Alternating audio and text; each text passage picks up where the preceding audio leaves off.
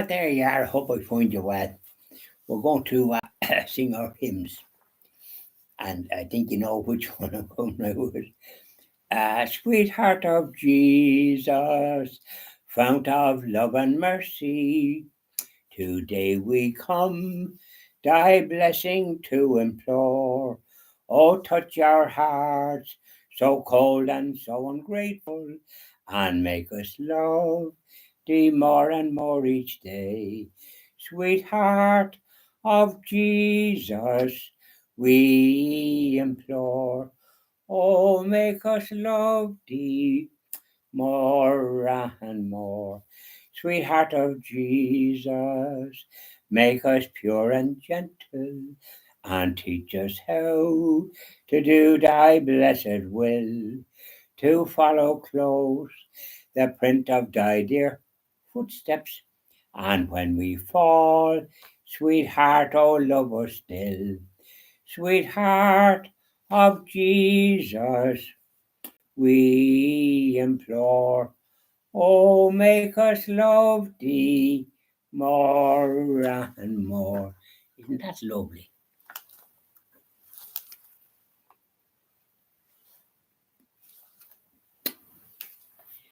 As I kneel before you, as I bow my head in prayer, take this day, make it yours, and fill me with your love.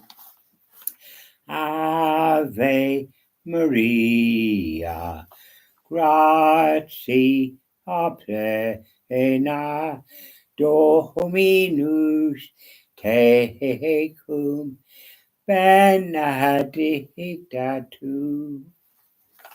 All I have I give you, every dream and wish are yours. Mother of Christ, Mother of mine, present them to my Lord. Ave Maria, gratia plena, Dominus tecum, benedicta tu. As I kneel before you and I see your smiling face, every thought, every word is lost in your embrace. Ave Maria, gratia plena, Dominus tecum, benedicta tu. Isn't that lovely? Up you go, mother. Keep an eye on things. Now, let us talk. How are you keeping today? It's always as well when you meet somebody to say, how are things going with you? How is tricks? And you wouldn't say that to a lady. You'd say, are you keeping well, Mary or Margaret or all these names that they have? Yeah, you ask them that question. So, what's the story then here as we go about? I had to go into Kells today, and of course, as I go on my way, I say the rosary. And then when I come back, I do the Chaplet of Mercy. But I had business to do, and which I did, thank God. Although it looked a bit tricky for a bit, but I got the business done that I wanted to get done. And so I took a walk. I had a car parked in a place that I can park. And so I took a walk down. I wanted to post a letter and by airmail going to the US of A, the land of the free.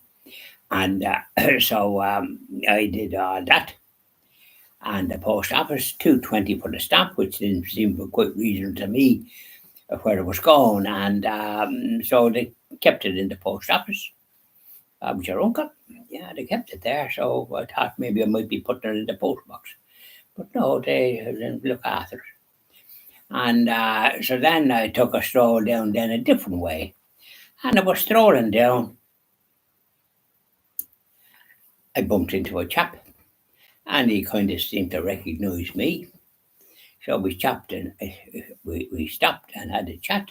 I gave him one of my cards for the Christian TV, and we had a conversation. Said, "Did you see me on the thing?" And he didn't want to say take it because. So then we had a conversation. He worked for not Warner Lambert or some crowd in Dublin. I think they were in Thomas Street or somewhere like that. But I know the Wardle Roberts. They did copies and teas and this, that, and the other. They did a lot of products and very well. And he worked for 38 years. So that's probably where I met him because he used to, I said, what areas did you do? And he mentioned Loud, Cavan, Monaghan. And I suppose me even see mentioned Loud, Cavan, Monaghan. Loud, Monaghan, Cavan. You might have mentioned another county, and I said I know those because I used to do those for the pet food. And Jack Dolan was his name. And I said, were you Christian Jack? No, he said he was Christian John. Well, I says, why? I don't like the name Jack now, to be honest with you. I wouldn't like to be called Jack. I was Christian John, and that's the name I want to go by. And wouldn't you go by your name? And well, he said he had an uncle, John, and some other one, but he said when he played football, they called him Jack. And it stuck to him. And I told him one time I had a shop for a period of time in Terranure, and whatever name was on it, I changed it and put up Jack's. I thought it might be more user friendly.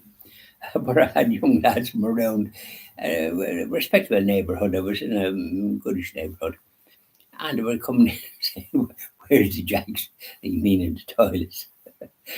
So I said, you'll have to go down to H. Williams. They were a supermarket group and they were very good. You went down there. So it was all this type of stuff. And I think with children, you have to give them, well, they were decent. And I had great customers. You used to have somebody keeping an eye in the morning. The school kids used to come in, and the girls, especially, there was a convent around, and they used to like fruit, so I'd have orange and apples because they were, I suppose, they were on a kind of a diet, shall we say.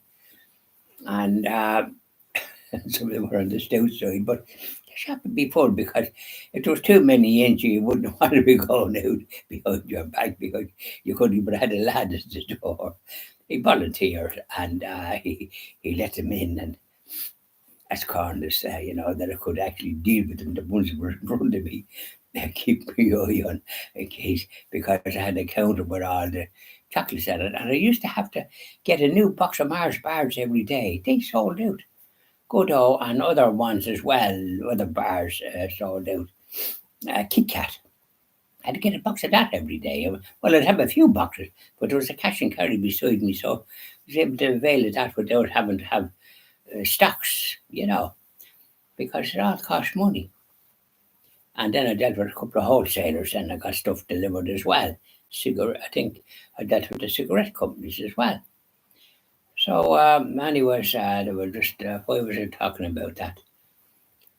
Yeah, about the Jack business. I had a chat with Jack Dolan. He was from Mohill or Drumhair up that country, which I know very well because I went to school in Carrick-on-Shannon. So we had a bit of chat, and he told me a fellow called Bill McWeeny is living down the way. He went to presentation. I said, well, I went there, and I said him and another fellow got a job in the Northern Bank, and they become managers. But I said the Northern Bank is gone, but I presume he has a nice pension. And so he has, and I said, don't forget to tell him now. And I repeated my name again. I said, because it could be in one ear and out the other. So There's chatting. Then as we're chatting, a lad come across the road, a traveller type of chap, recognised kindred spirits, and he was wondering, is such a one. He was down in what is it called, Bexter Street, and the man was able to tell him the shop that was in his down there. So he stood for a good bit too talking, and he had his own business, and the conversation stood around, and he wasn't too fussed. He was doing plenty. He was satisfied. Funny enough, when I was doing the pet food, I couldn't take on any more customers, but he couldn't either. And he has his own business, and he gets the jacket in China and something else, and he was well talked out and something all. So I said, "Do you have to go to China for that?" Because I knew somebody that used to have to go to China for buyer for some group and to do negotiate. But no, he says he meets them in Paris. I said, "Oh, that's very handy." And I mentioned the story that I drove through France many a time and stayed in various places and knew a lot of the cities and used to go to Lourdes, and I used to stay in a place, it was pronounced Poo, which didn't sound too good, but it was spelled Piu. But you pronounce it Poo, you couldn't call it Pa because they'd be looking at you and wondering had you lost your marbles. So you try to go along with what they did, and I must say I got on very well. Found the French very courteous. It just suited you truly. But other ones go there have a different experience. But I don't think they make an effort. I did French in school and was good at French. The priest told me when I was in the boarding school before I went to the Presentation Brothers in Carrick-on-Shannon. He said that if you don't get honours in French, I got honours in Latin and got honours in English, and I was 59% in French. It's the one they didn't give me another mark or two, because over 60 you were honours. He says, you need to come back, and he was kind of humorous. He was a lovely priest. He was the best of the lot of them. The other ones left a bit to be desired between you, me, and the gatepost. So there you are. I'll leave it at that. I don't know what drew me onto that. I have more to talk about tomorrow, please God. Bye now. And I'll do evening prayer to our Blessed Mother and a couple of others after this.